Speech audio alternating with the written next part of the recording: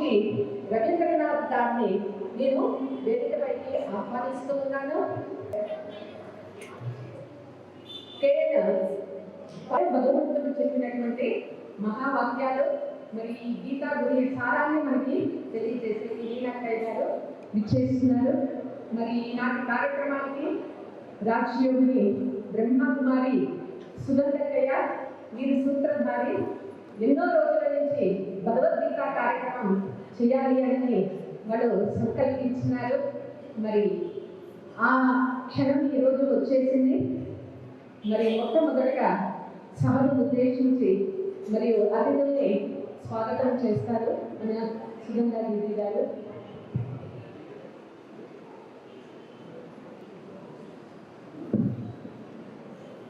ఓం శాంతి, ఓం శాంతి, ఓం శాంతి.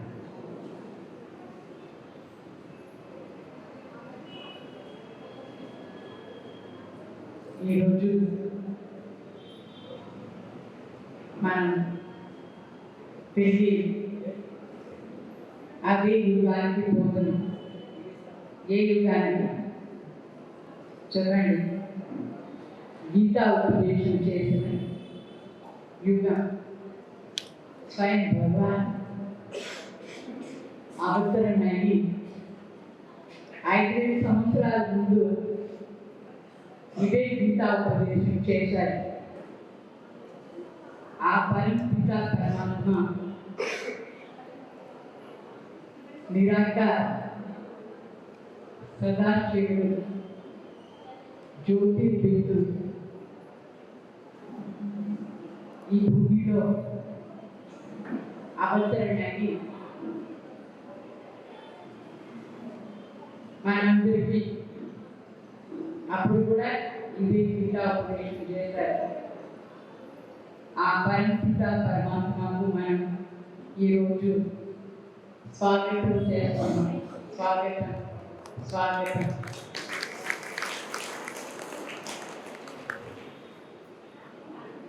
భగవాన్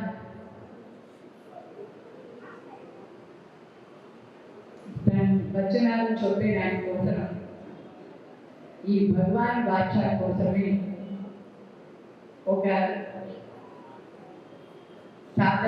సాకార రూపంలో అవతరణి మనందరికీ ఉపదేశం చేశారు.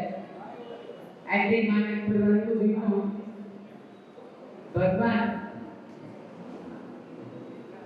అర్జునకు గీతా ఉపదేశం చేశారు. అయితే అర్జునకు ఎక్కడ ఉపదేశం చేశారు? యుద్ధ భూమిలో గీతా ఉపదేశం జరిగింది. అయితే అది ఏ యుద్ధం? ఇప్పుడు జరుగుతున్నా లేదా యుద్ధం? ఇప్పుడు ప్రతి ఒక్కరి మనసులో యుద్ధం జరుగుతుంది. ప్రతి ఒక్కరి ఇంట్లో యుద్ధం జరుగుతుంది. ప్రతి ఒక్క విషయానికి యుద్ధం జరుగుతూ ఉంది. సో కురుక్షేత్రం మొత్తం ప్రపంచమే అయిపోయింది.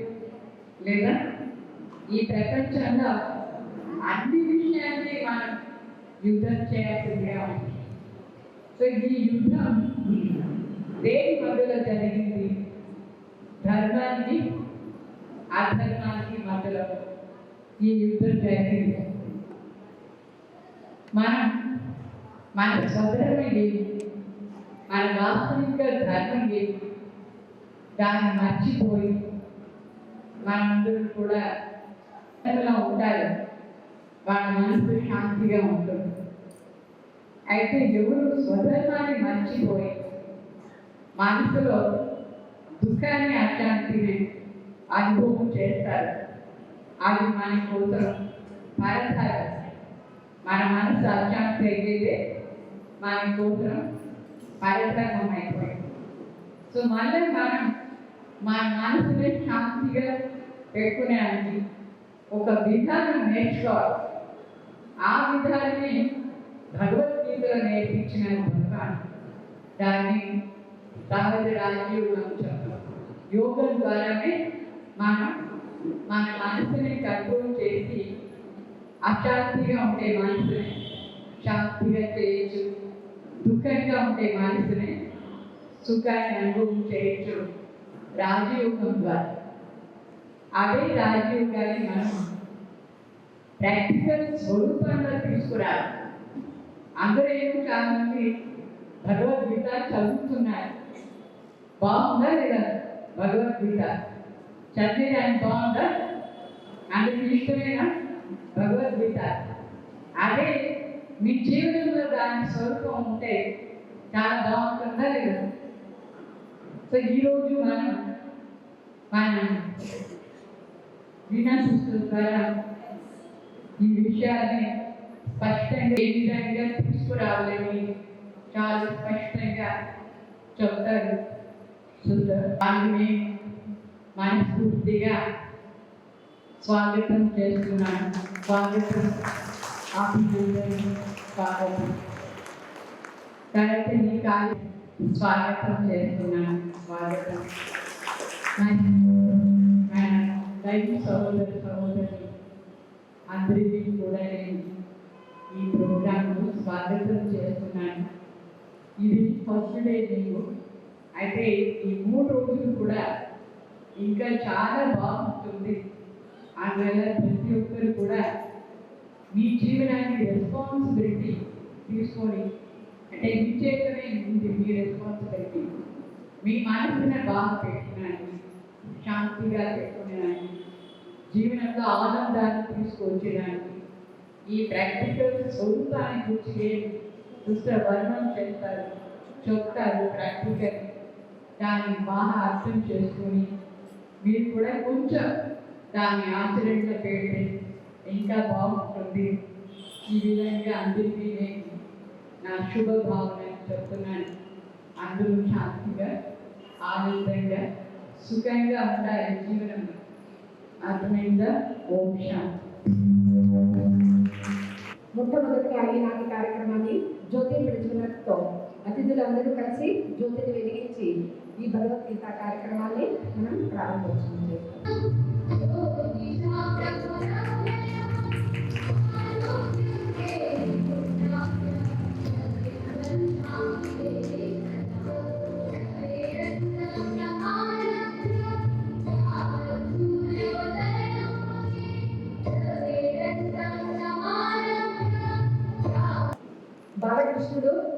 బాలకృష్ణుడికి ఒక చేతిలో స్వర్గం ఉన్నది, కాళ్ళ దగ్గర నరకం ఉన్నది.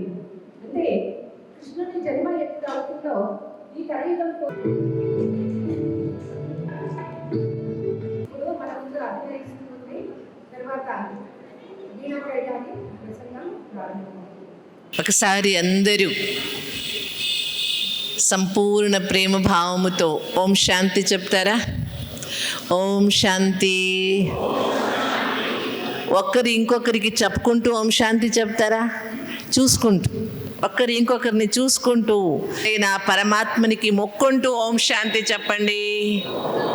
శాంతి. శ్రీమద్ భగవద్గీత మానవ జీవితానికి ఒక అతి శ్రేష్టమైన సంవిధానం. It's a constitution of every human being. Shrimad Bhagavad Gita మానవ జీవితానికి స్వయం పరమాత్మను అందించిన అద్భుతమైన సంజీవిని అన్నమాట. భగవద్గీత గురించి చెప్తారు, మూకం కరోతి వాచాలం పంగుం లంఘయతే గిరిం యత్కృపా తమహం వందే పరమానంద మాధవం. భగవద్గీత అనే ఒక అమృతవాణి, దీన్ని జీవితంలో తీసుకువస్తే రానివాడు కూడా మాట్లాడేది నేర్చుకుంటాడు. కుంటుడు కాళ్ళు లేనివాడు కూడా పర్వతారోహణ చేస్తాడు. అంటే భగవద్గీత జ్ఞానము జీవితంలో వస్తే అసాధ్యం అనేది ఏది ఉండదు.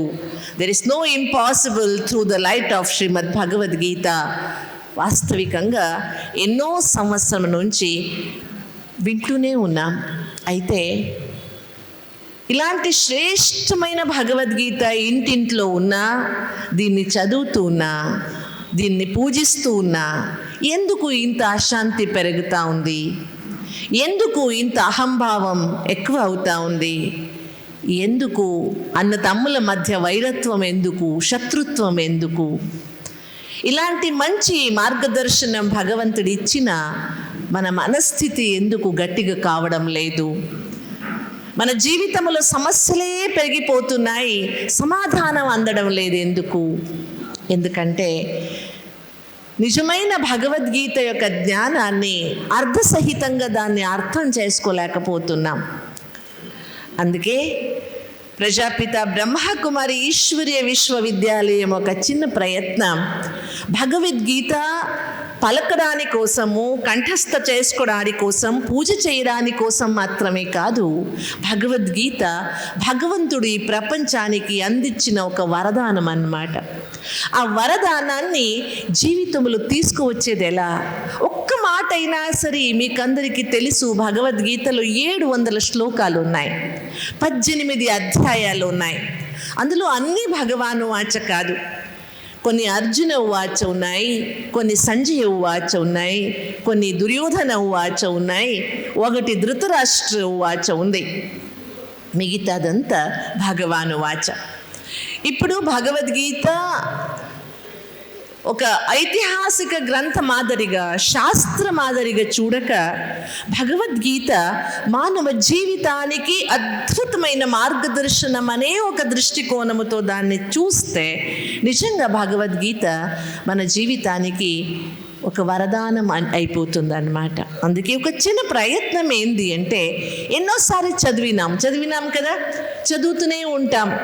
ముందు ఒక తప్పు భావన ఉన్నింది, ఎవరో శరీరం వదిలితే భగవద్గీత చదవాలి అని. ఇప్పుడు అలాంటి భావన లేదు అనుకుంటున్నా. అందరూ భగవద్గీత అంటే కొత్త ఒక విధానంలో భగవద్గీత అధ్యయనం చేసేది ఎలా అనేది కొంచెం వింటాం. నిజంగా భగవద్గీత స్టార్ట్ అవుతుంది ధృతరాష్ట్ర ఉవాచ అనే ఒక శ్లోకముతో. ధర్మక్షేత్రే కురుక్షేత్రే సమవేతాయుత్సవ మామక పాండవాశ్చైవ కిమకుర్వత సంజయ. ఇది మొదట శ్లోకం అన్నమాట. ఇది భగవాను వాచ కాదు. అయితే వేదవ్యాస గారు భగవద్గీత యొక్క ఉద్దేశం ఏది అనేది మొదట శ్లోకములోనే చెప్పేస్తున్నారన్నమాట. చూడండి, ఇది శబ్దార్థం ఏంటంటే, ధర్మక్షేత్రమైన కురుక్షేత్రములో నా పిల్లలు, నా బిడ్డలు, నా కొడుకులు మరియు పాండుపుత్రులు ఏం చేస్తున్నారు అనేది శబ్దార్థం. అయితే దాని యొక్క వేరే విధంగా చింతన చేస్తే మొదట వాక్యం ఏముంది? ధర్మ క్షేత్రే కురు క్షేత్రే. 4 శబ్దాలు ఉన్నాయి. ధర్మ క్షేత్రే కురు క్షేత్రే. ఈ 4 శబ్దాలని కొంచెం అవతల చేసుకుంటే ఒక వేరే వాక్యం ఫార్మ్ చేయగలం. అది ఏంటంటే, 2 క్షేత్రం ఉంది కదా, క్షేత్రే. ఆ క్షేత్ర శబ్దాన్ని ముందు తీసుకురండి. క్షేత్రే ధర్మం కురు. ధర్మక్షేత్రే కురుక్షేత్రే ఉంది, దాన్ని కొంచెం అవతల చేసేస్తే క్షేత్రే ధర్మం కురు అని ఒక కొత్త సెంటెన్స్ ఫార్మ్ అయింది. దాని అర్థం ఏంది? క్షేత్రే ధర్మం కురు. ఏ క్షేత్రములో ఉన్నా మీరు ధర్మంగా కర్మం చెయ్యండి. కురు అంటే చెయ్యండి. ఏ క్షేత్రములో ఉన్నా, మీరు ఇంట్లో ఉన్నారా, మీరు వ్యాపారం చేస్తున్నారా, మీరు నౌకరీ చేస్తున్నారా, మీరు చదువుతున్నారా, మీరు గృహిణిలా, మీరు గృహస్థులా, ప్రతి దానికి జీవితంలో ఎలా బ్రతకాలనే ఒక డిసిప్లిన్ ఉందన్నమాట. మర్యాదలు ఉన్నాయి. అలాంటి డిసిప్లిన్, మర్యాద, ధర్మ అంటాను దానికి. ఈనాటి ప్రపంచంలో ధర్మ శబ్దం గురించి ఎన్నో గొడవలు అయిపోతున్నాయి. అయితే నిజంగా సంస్కృత శబ్దం ధర్మము ధారాయతి ఇతి ధర్మ. మనిషి యొక్క శ్రేష్టమైన ఆచరణ, దానికి ధర్మం అంటారు. భగవద్గీత చెప్పినప్పుడు ప్రపంచంలో ఈ హిందూ, క్రిస్టియన్, ఇస్లాం, సిక్, బౌద్ధ ఏ ధర్మము ఉండలేదు. అప్పుడు భగవంతుడు ఏమన్నాడంటే, ధర్మానుసారంగా నడుచుకుంటే అది జీవనం శ్రేయస్కరం అని చెప్పినాడు అన్నమాట. ఏ ధర్మము? ధర్మం అంటే ధృతి అనే ఒక శబ్దముతో ధర్మం అనే శబ్దము స్టార్ట్ అయింది. ధృతి అంటే పైకి పోవడము, శ్రేష్టంగా ఉండడము, ఉన్నతి పొందడం అని అర్థం అవుతుందన్నమాట. అందుకే భగవద్గీత యొక్క మూల ఉద్దేశం ప్రతి మనిషి జీవితంలో ధర్మానుసారంగా కర్మం చేయండి, ధర్మానుసారంగా బ్రతకండి. అందుకోసమే భగవద్గీత చెప్పబడింది. ఇంకా భగవద్గీతలో మొదటి అధ్యాయం అర్జున విషాద యోగం.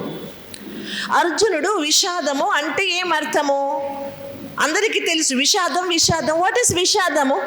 వర్తమాన ప్రపంచంలో విషాదం అనే శబ్దానికి ఏం అర్థము అని చూస్తే ఇక్కడ 2 చిత్రాలను పెట్టినాను, కనిపిస్తా ఉందా? అతడు అర్జునుడు, శాస్త్రవర్ణిత అర్జునుడు.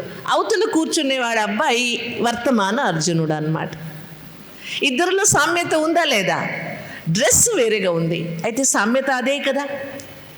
మీకందరికీ కోపం వస్తుందా లేదా? కోపం వచ్చినప్పుడు మీ స్థితి ఎలా ఉంటుంది? కాళ్ళు అదురుతాయి, నిలబడకపోతారు, ఏమో చెప్పాలా అనుకుంటారు, ఏమేమో చెప్పేస్తారు, చేతిలో పట్టుకోయిందంత పడిపోతుంది. ఇలా అవుతుందా లేదా మీకు? అవుతుందా? అర్జునుడి స్థితి కూడా అలాగే అయ్యింది. అంటే అదొక టెంపరీ డిప్రెషన్ అన్నమాట. ఆ టెంపరీ డిప్రెషన్లో ఉన్నప్పుడు దానికి భగవంతుడు చూపించిన సమాధానం, చెప్పిన సమాధానం ఏది? నాకు చిన్నప్పుడు ఒక ప్రశ్న వచ్చేది మనస్సులో. ఇంత గొప్ప జ్ఞానం, ఇంత శ్రేష్టమైన జ్ఞానం ఒకడు అర్జునుడి కోసమే చెప్పేస్తున్నాడా భగవంతుడు?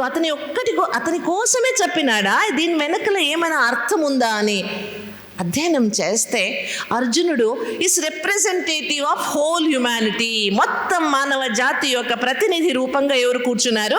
అర్జునుడు కూర్చున్నాడు.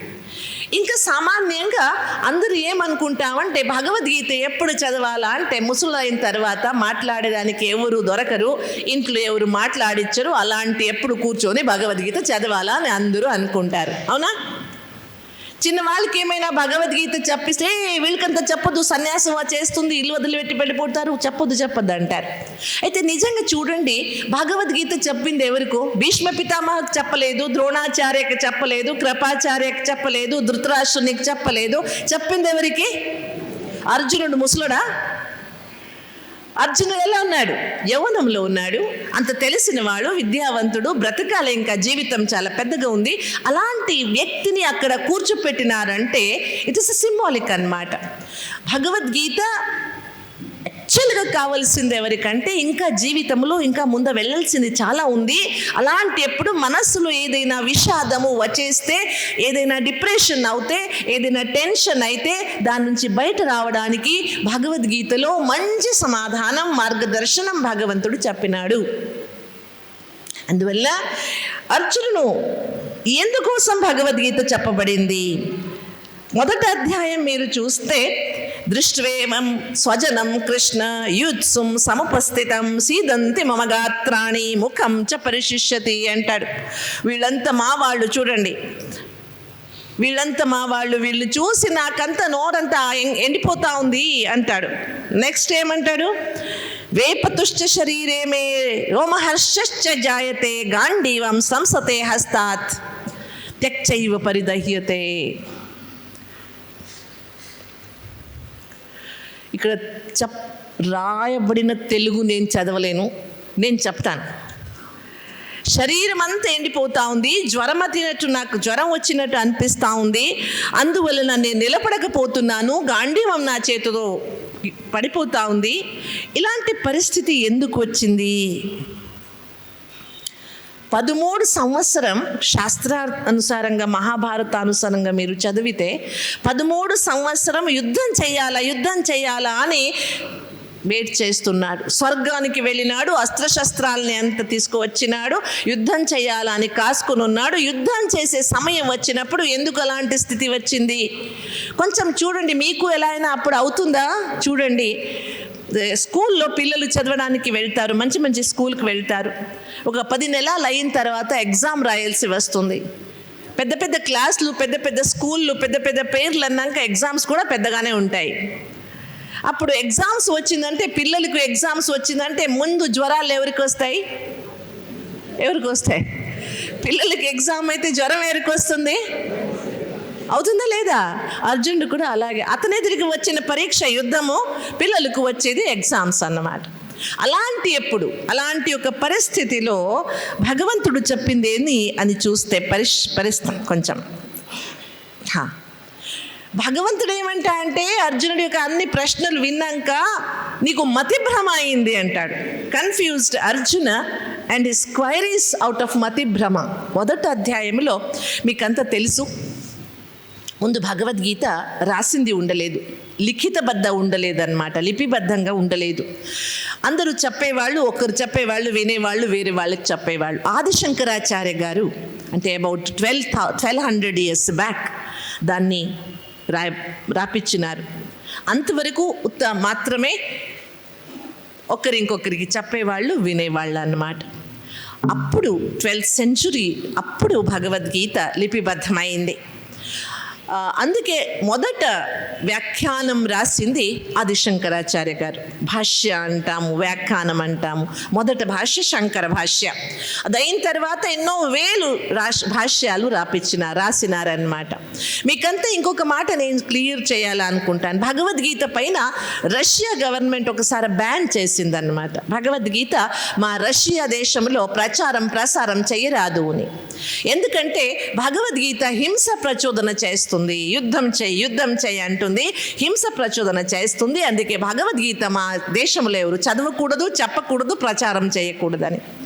అయితే రష్యాలో ఉండే ఇండియన్ పీపుల్ వాళ్ళు కౌన్సిల్ వాళ్ళు కోర్టుకు వెళ్ళారు.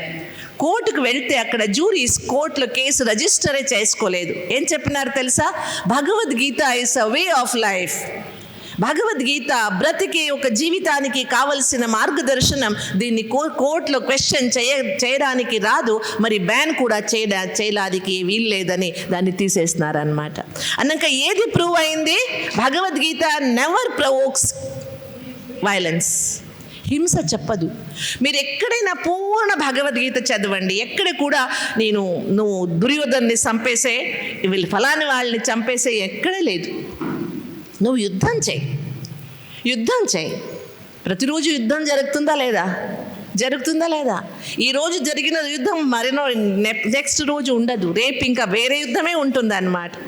యుద్ధం అంటే మా మనసులోనే ఎన్ని గొడవలు, ఇది చెయ్యాలనా వద్దా, ఇలా చేయాలా, చేస్తే ఎలా ఉంటుంది, చేయకపోతే ఏమవుతుంది, ఎన్ని కన్ఫ్యూషన్స్ ఉంటాయి. అందుకే భగవంతుడు అర్జునుడు అన్ని మనస్సు విషాదం విన్న తర్వాత ఏమంటాడు? నువ్వు మతిభ్రమతో ఇవన్నీ మాటలు చెప్తున్నాడు.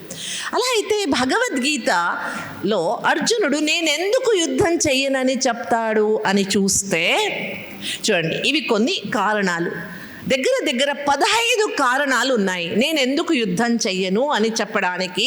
దగ్గర 15 కారణాలు. మొదటది నచ శ్రేయోను పశ్యామి హత్వా స్వజనమాహవే న కాంక్షే విజయం కృష్ణ నచ రాజ్యం సుఖాని చ కిం న రాజ్యేన గోవింద కిం భోగైర్జీవితేనవా. ఇవన్నీ ప్రశ్నలు అన్నమాట. వినడానికి బాగుంది, ఏమీ అర్థం కాలేదు కదా. నచ శ్రేయోను పశ్యామి హత్వా స్వజనమాహవే, వీళ్ళంతా నా వాళ్ళు, వీళ్ళని చంపితే మంచిది కాదు. మొదట డిలేమా అంటాము, ద్వంద్వము మనస్సులో. ఏది? అందరూ నా వాళ్ళే,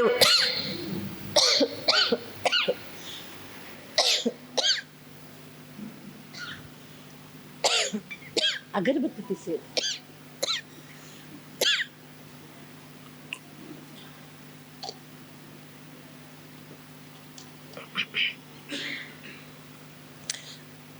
సారీ.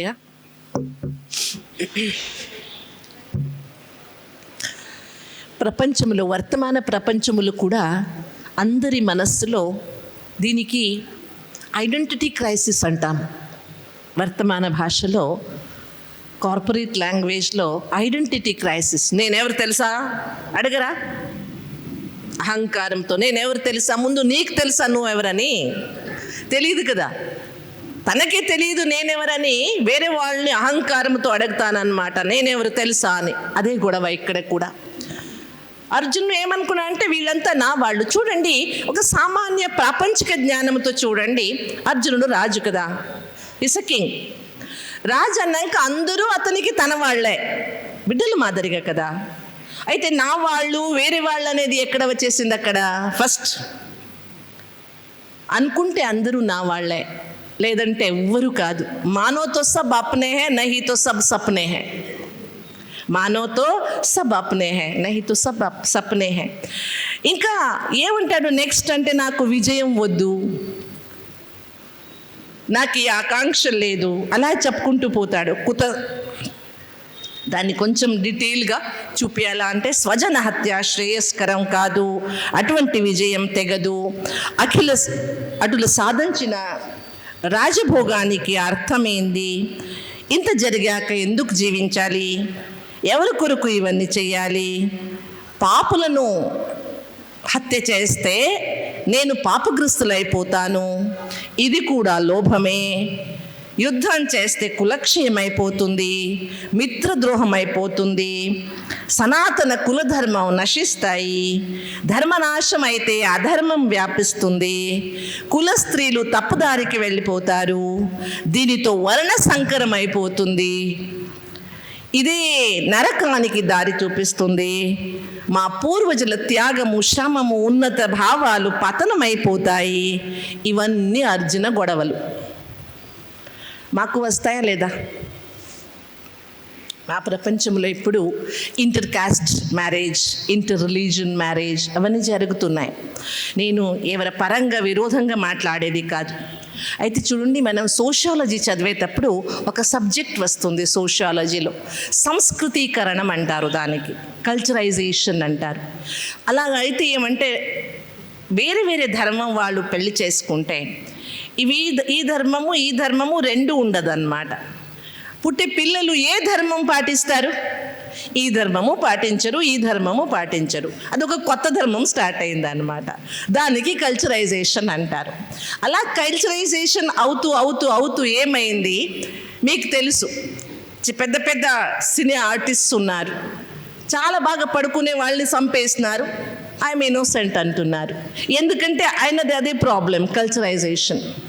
ఇది గొడవ, ఇది కన్ఫ్యూజన్ అర్జున మనస్సులో ఉండింది. ఇప్పుడు కూడా నడుస్తూ ఉందా లేదా? అన్ని దగ్గర ఈ గొడవలు ఉన్నాయి.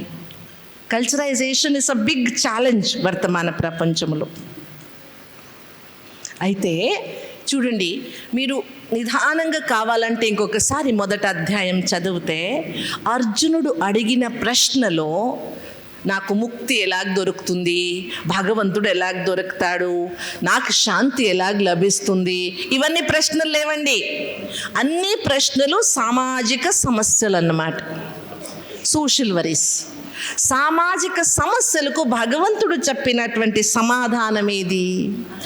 Art of thinking in solution form అన్నమాట. మొత్తం భగవద్గీతలో అర్జునుడు చెప్పిన ఈ గొడవలు, ద్వంద్వాలు, క్వశ్చన్స్ ఏమున్నాయి, దీని గురించి ఒక్క శబ్దం కూడా భగవంతుడు చెప్పడు. అయితే మొదటి అధ్యాయంలో అన్ని ప్రశ్నలు ఉన్నాయి. 18వ అధ్యాయంలో నేను చెప్పిన మాట విన్నావా, ఏమనిపించింది అని అడుగుతాడు భగవంతుడు.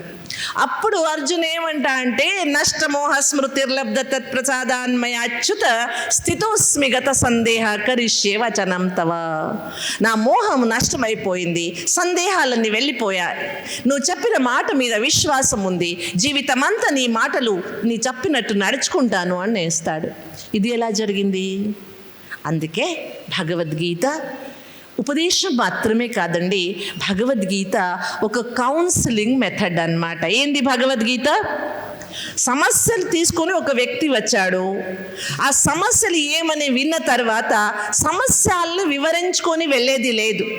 సమస్యలకు సమాధాన రూపంగా భగవంతుడు కొన్ని విచారాల్ని చెప్పినాడు. వింటూ వింటూ వింటూ అతని సమస్యలు అలాగే వెళ్ళిపోయినాయన్నమాట. అందుకే there is a spiritual solution for every social problem. ప్రపంచంలో ఉండే అన్ని సామాజిక సమస్యలకు ఆధ్యాత్మిక విధానములోనే సమాధానం ఉంది. భగవద్గీత ఏమంటుంది? అన్ని సామాజిక సమస్యలకు సమాధానం ఎక్కడ ఉంది? ఆధ్యాత్మ స్వరూపంలో ఉందన్నమాట. అందుకే భగవద్గీత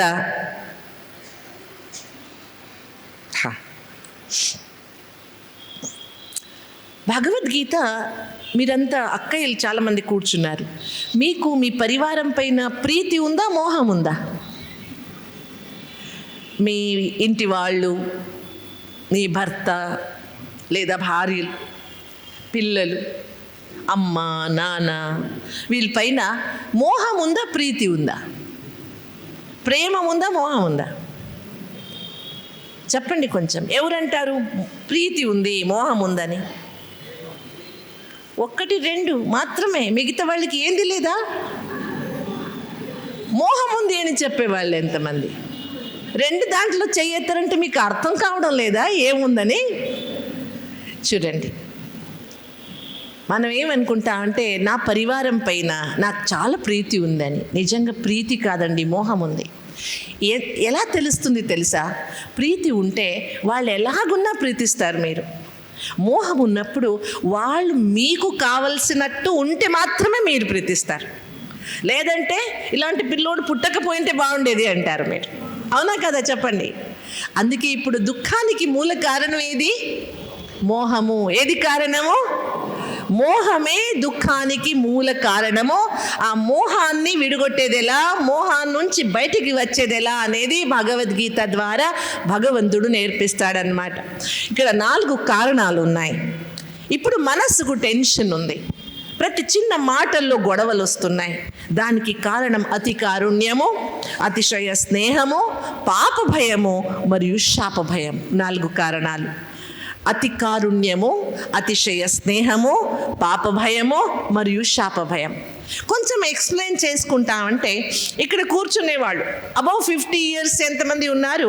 మీకంతా చిన్నప్పుడు ఎన్ని గుడ్డలు ఉన్నిందండి? ఎన్ని సెట్స్ ఉన్నింది చెప్పండి? ఎన్ని సెట్స్? అక్కడ ఒక చేయి వచ్చింది 4 సెట్లని. అన్నయ్యలు చెప్పండి ఎన్ని సెట్స్? 3 అంట. కాళ్ళలో చెప్పులు ఉన్నిందా? ఉండలేదు. షూస్ పెట్టుకున్నారా? వేసుకున్నారా? అయినా చదివినారు కదా. ఇప్పుడు మీ పిల్లలకి ఎన్ని డ్రెస్లు ఉన్నాయండి? ఎన్ని ఉన్నాయి? ఇంట్లో చదివే వాళ్ళు పిల్లలు ఉన్నారంటే ఒక చిన్న రెడీమేడ్ షాప్ ఉంటుందండి. అవునా కదా? అవునా కదా? ఎలా వచ్చింది ఈ మార్పు? ఎందుకు వచ్చింది అని చూసుకుంటే మీకేమనిపిస్తుంది తెలుసా? నాకు చిన్నప్పుడు దొరకకపోయింది మా పిల్లలకు దొరకాలి అనిపిస్తుంది. అవునా కదా? మీ పిల్లలు ఒక పెన్సిల్ కావాలని అడిగితే మీరు పెన్సిల్ బాక్స్ తెచ్చిస్తారు. అవునా? ఇలా జరుగుతూ ఉందా? ఇది అతిశయ స్నేహము, అతి కారుణ్యము. ఇది ఏమి? అతిశయ స్నేహము, అతి కారుణ్యము. అందుకే మా పెద్దలు ఏం చెప్పినారంటే అతి సర్వత్ర వర్జయేత్. ఎక్కడ కూడా అతి ఉండకూడదు. Too much is too bad. అందుకే మనస్సుకి ఒత్తిడికి మూల కారణం ఇవి 4 అంటుంది భగవద్గీత. అతి కారుణ్యము, అతిశయ స్నేహము, పాప భయము మరియు శాప భయం. ఈ 4 కారణాలతోనే అర్జునుడు కూడా విషాదానికి వెళ్ళిపోయినాడు. ఇప్పుడు నాకు ఒక మాట చెప్పండి, మీరు భగవద్గీత వినడానికి కోసం వచ్చినారు మీరందరూ. ఈ 5 మందిలో మీరెవరు అని చెప్తారా కొంచెం? భగవద్గీత చెప్పబడినప్పుడు కురుక్షేత్రంలో ఎంతమంది భగవద్గీత విన్నారంటే, ఒక్కడు అర్జునుడు డైరెక్ట్గా విన్నాడు, ఇంకొకడు ధృతరాష్ట్రుడు సంజయ ద్వారా విన్నాడు, సంజయ దివ్య దృష్టితో విన్నాడు, 4వ వాడు హనుమంతుడు, ఆంజనేయుడు ఎక్కడ కూర్చున్నాడు? రథం పైన. ఇంకా 5వ ఒక పేరు రాస్తున్నాను నేను అక్కడ, కనిపిస్తుందా? భీష్ముడు. వినాలా అనుకున్నాడు, వినలేకపోయినాడు.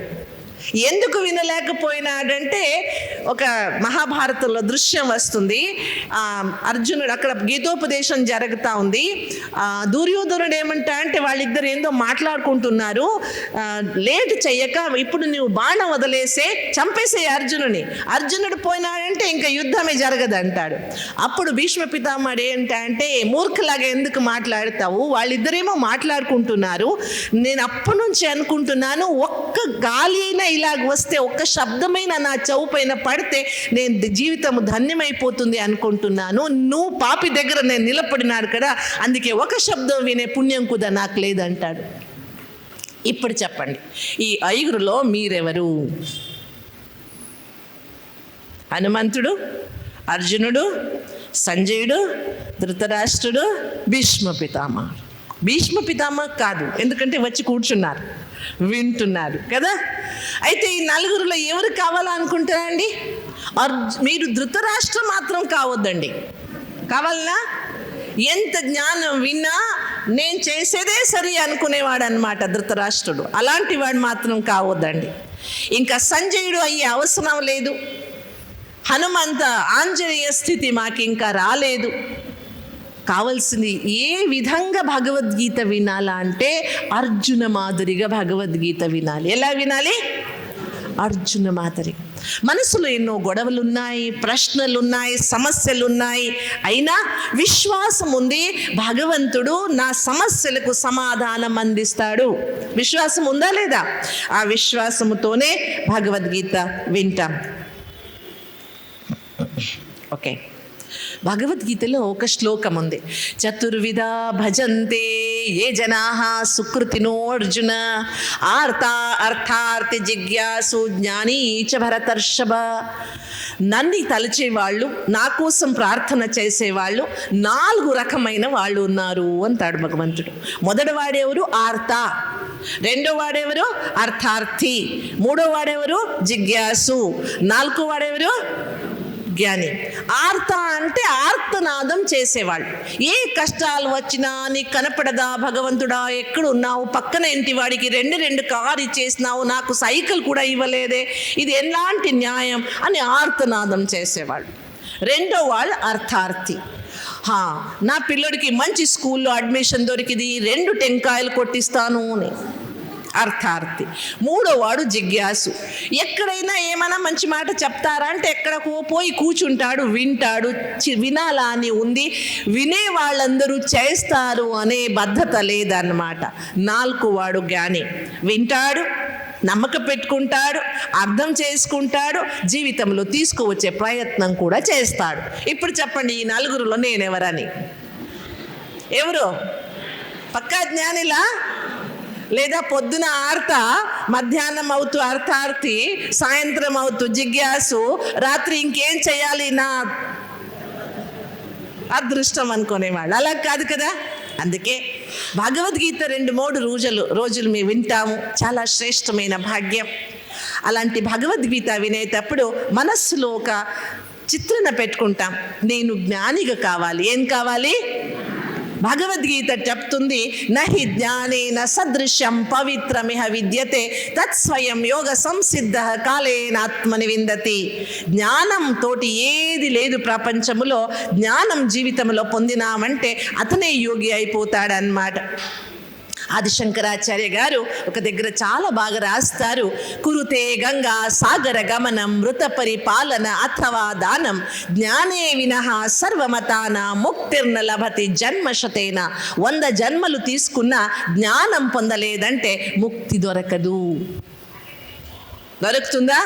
లేదు. అందుకే భగవద్గీత ఒక శాస్త్రం అని వినేది కాదు, భగవద్గీత వింటే పుణ్యం వస్తుందని వినేది కాదు. భగవద్గీత జ్ఞాన సాగురుడైన పరమాత్ముడు చెప్పినటువంటి అద్భుతమైన జ్ఞానం ఇంకెవ్వరు చెప్పలేరు, భగవంతుడే చెప్పగలడు.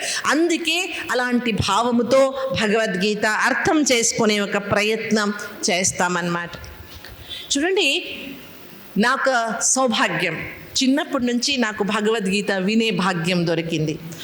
నేనేం భగవద్గీత మీ ఎదురుగా చెప్తున్నాను, కష్టపడి నేర్చుకోలేదండి. చిన్నప్పుడు చాలా పొద్దున కూడా చెప్పినాను, ఒక మంచి ఇంట్లో జన్మమైంది, చాలా సంస్కారమైన ఇల్లు, 35 మంది ఉండేవాళ్ళు. మా నాన్నమ్మ గారు చాలా చదివిన వాళ్ళు కాదు, అయితే ఆమెకు మొత్తం భగవద్గీత కంఠస్థగా ఉండింది.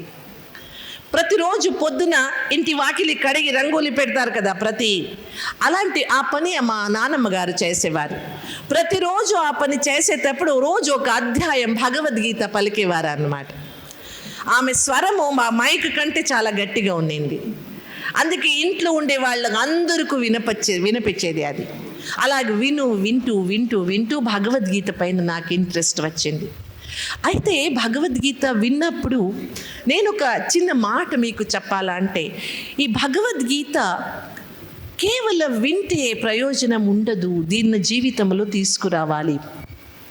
మా ఇంట్లో ఒకసారి ఈ విష్ణు సహస్రనామం పూజ పెట్టుకున్నారు. విష్ణు సహస్రనామం ఏదో దానికి మొక్కున్నారు, పూజ పెట్టుకున్నారు. విష్ణు సహస్రనామం పూజ చేసేటప్పుడు శాలిగ్రామం పైన తులసి దళాలు వేస్తూ పూజ చేస్తారన్నమాట. 16 శనివారాలు చేస్తారు దాన్ని. అదైన తర్వాత క్లోజింగ్ ఉంటుంది. అలా 16 శనివారాలు అయిన తర్వాత లాస్ట్ డే సమారూపం పెట్టుకున్నారు. అప్పుడేమైందంటే చాలా పెద్దగా ఇంట్లో వాళ్ళందరూ కూర్చున్నాము, పూజలు జరుగుతూ ఉన్నాయి. శాలిగ్రామం పైన తులసి దళ లాస్ట్ డే 16,000 తులసి అర్పణ చేస్తారన్నమాట. చూడ్డానికి చాలా చక్కగా ఉంటుంది, చాలా భక్తిపూర్ణమైన వాతావరణం. నాకు చిన్నప్పటి నుంచి ఇలాంటిదంతా చాలా ఇష్టం. ఎదురుగా కూర్చున్నా. నేను అప్పుడు 7th చదువుతున్నా. 7th ఎదురు కూర్చున్నా. ఇంట్లో మీరేమంటారు,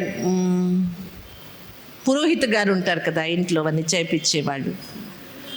4 వచ్చినారు.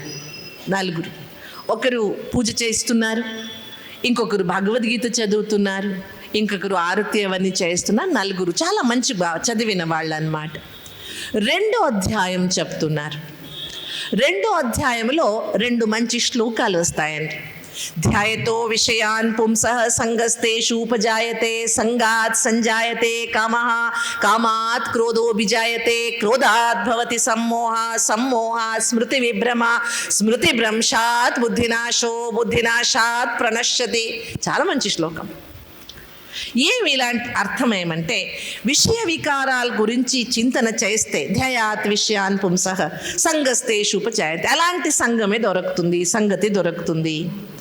విషయ వికారాల్లో వెళ్ళిన మనస్సు క్రోధిగా అయిపోతుంది. క్రోధాద్భవతి సమ్మోహ, క్రోధం వచ్చింది, కోపం వచ్చింది, దాని వెనకల మనస్సు సమ్మోహితగా అయిపోతుంది.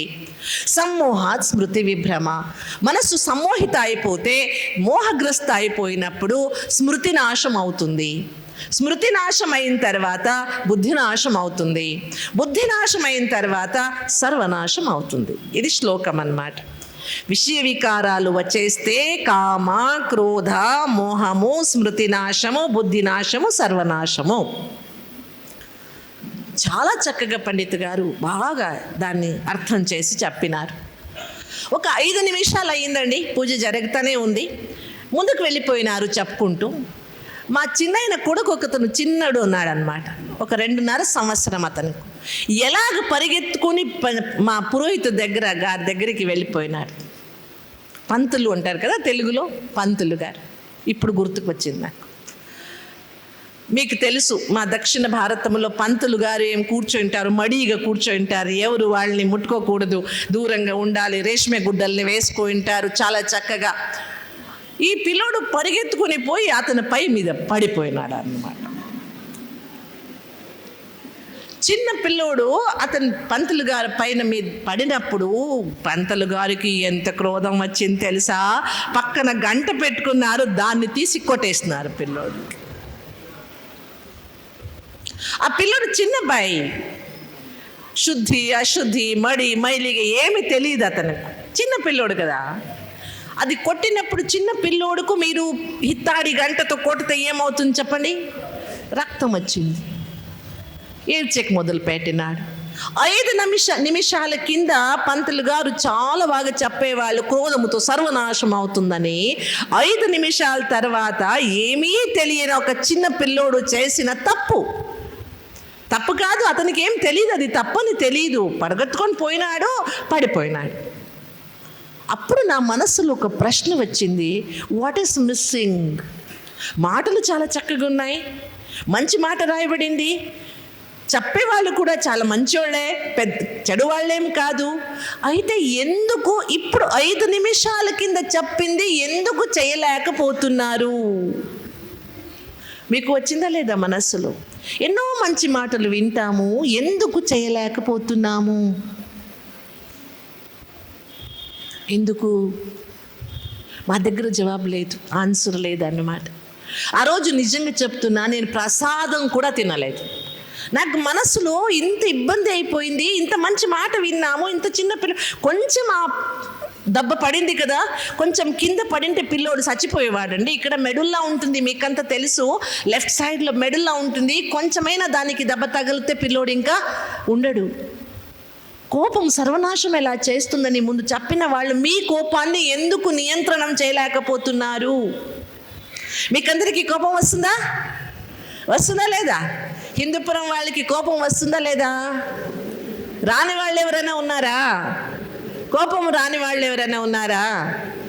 మంచిదండి. మీకు కోపం ఎవరు నేర్పించినారు? ఇంట్లో వాళ్ళ అమ్మ నాన్న నేర్పించినారా? స్కూల్లో టీచర్స్ నేర్పించినారా? ఏదైనా సంఘ సంస్థలు నేర్పించినారా? మరి ఎలా నేర్చుకున్నారు? విచిత్రం కదా. ఎవరు నేర్పియకపోయినా మీకు క్రోధం చేసేకి వస్తుంది. అందే శాంతంగా 5 నిమిషాలు కూర్చోండి అంటే కూర్చోడానికి వస్తుందా? రాదు.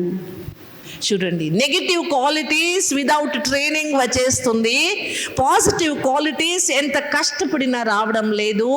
అందుకే భగవద్గీత చెప్తుంది, త్రివిధం నరకస్యేదం ద్వారం నాశనమాత్మనః కామః క్రోధః తథా లోభః ఏతత్రయం త్యజేత్.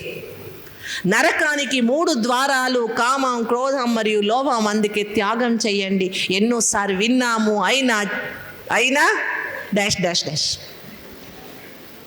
అందుకే మాకు చిన్న ప్రయత్నం ఏంటంటే, భగవద్గీత చదివేది ఎలాగని అందరూ చెప్పిస్తారు, ఆన్లైన్లో నేర్పిస్తున్నారు ఇప్పుడు. అయితే భగవద్గీత జీవితంలో తీసుకువచ్చేది ఎలాగనేది నేను బ్రహ్మకుమారి సంస్థలో నేర్చుకున్నా. ఎక్కడ నేర్చుకున్నా? బ్రహ్మకుమారి సంస్థలు. అందుకే భగవద్గీత ద్వారా భగవద్గీతుడు కౌన్సిలింగ్ చేస్తారన్నమాట. ఇప్పుడు నేను ఒక మెయిన్ మాట ఏం చెప్తానంటే, వర్తమాన ప్రపంచంలో భగవద్గీత ఎందుకు కావాలి? చూడండి, మా గవర్నమెంట్స్ అంతా స్కిల్ డెవలప్మెంట్ చేపిస్తున్నాయి. ఏం చేపిస్తున్నాయి? స్కిల్ డెవలప్మెంట్ అని చాలా మంచిగా ట్రైనింగ్స్ ఇస్తాయి. మీకంతా తెలుసు అనుకుంటాను, ఫ్రీ ట్రైనింగ్స్ ఇస్తున్నారన్నమాట స్కిల్ డెవలప్మెంట్ అని. ఎన్ని స్కిల్ డెవలప్మెంట్ ట్రైనింగ్ చేయించినా విల్ పవర్ లేకపోతే స్కిల్ డెవలప్మెంట్ కాదు. అవునా కదా? నేను చెయ్యాలా అని ఒక ఆత్మవిశ్వాసము, ఉత్సాహం కావాలి కదా. అది లేకపోతే మీకు వంట చేయడానికి ఎంత ట్రైనింగ్ ఇప్పించినా నేను వంట చేయాలా అని ఇంట్రెస్ట్ లేకపోతే మీరు ఎలా వంట చేస్తారు? నాకేం సంతోషం అనిపిస్తుంది తెలుసా? మా ప్రజాపిత బ్రహ్మకుమారి ఈశ్వరీయ విశ్వవిద్యాలయంలో భగవద్గీత సంస్కృత శ్లోకాలని చెప్పరు. అయితే భగవద్గీత జ్ఞానము సరళ భాషల్లో, సామాన్య భాషలో అందరికీ అర్థమయ్యేటట్టు చెప్తారు. నిజంగా భగవద్గీత జ్ఞానము బ్రతికేది ఎలాగని నేర్పిస్తారు. నేను మీకు ఒక ఎగ్జాంపుల్ చెప్పాలంటే, మా సంస్థలో ఒక పెద్ద దాది గారు ఉన్నారు. దాది అంటాము పెద్ద సిస్టర్స్ కంటే. దాది జానకి అని దాది పేరు అన్నమాట. మీరు విని ఉంటారు. 104 years బ్రతికినారు దాది. ఒకసారి మా సంస్థది ఒక పెద్ద కార్యక్రమం జరిగింది. అది సంస్థకు 75 years అయినప్పుడు అమృత మహోత్సవం అన్నమాట. అప్పుడు ఒక BBC వాడు, బ్రిటిష్ బ్రాడ్కాస్టింగ్ వాడు దాది దాది ఇంటర్వ్యూ తీసుకున్నాడు. దాదిని అడిగినాడనమాట, దాది మీకు 97 years అయింది, సంస్థకు 75 years అయింది, ఇద్దరు ముసలోళ్ళు అయినారు, అనుభవం చెప్పండి అని అడిగినాడు. Both are in old age, share your old age experiences అన్నాడు. వెంటనే దాదిది అడిగినారు, ఎవరు చెప్పింది నేను ముసల్దానని? అతను ఆశ్చర్యపడినాడు. మీ ఏజ్ 97 కాదా అన్నాడు. అవును, నా ఏజ్ 97. అయితే నేనేం కాదు, ఐఎమ్ నాట్ ఓల్డ్ అన్నారు. ఐఎమ్ నాట్ ఓల్డ్, నాను ముదుకి ఎల్లా, నేను ముసల్దాన్ని కాదు. వృద్ధాప్యం అనేది మనస్సులో ఉంటుందండి. శరీరానికి వృద్ధాప్యం అయ్యేది ప్రకృతి ధర్మం. అవుతుందా లేదా? అది ప్రకృతి ధర్మం. శరీరానికి వయస్సు అవుతుంది, ఇది ప్రకృతి ధర్మం. అయితే మనస్సు ఎప్పుడు కూడా ఏం కాకూడదు, ఎప్పుడు కూడా నిరాశ, హతాశ రాకూడదు. అలాంటి ఒక శక్తి శ్రీమద్ భగవద్గీతలో ఉంది. అందుకే చూడండి, మొదటి అధ్యాయంలో అర్జునుడు తన ప్రశ్నలన్నీ పెడతాడు. పెట్టిన తర్వాత దానికి ఆన్సర్ సెకండ్ చాప్టర్లో మొత్తం ఆత్మజ్ఞానం ఇచ్చినాడు. ఏమిచ్చినాడు? అది కొంచెం వింటాము. కౌన్సిలింగ్లో ఫస్ట్లో ఇచ్చింది ఇది ఆత్మజ్ఞానము. మొదట ఏమంటా అంటే, ఇదం శరీరం కౌంతేయ క్షేత్రమిత్యభిధీయతే ఏతద్యో వేతి తం ప్రాహు క్షేత్రజ్ఞ ఇతి తద్విదః. శరీరం అనేది ఒక క్షేత్రము, నువ్వు క్షేత్రజ్ఞుడు, దీన్ని తెలుసుకునేవాడు నిజమైన క్షేత్రజ్ఞుడు అని అంటాడు. శరీరం అనేది ఒక జమీన్.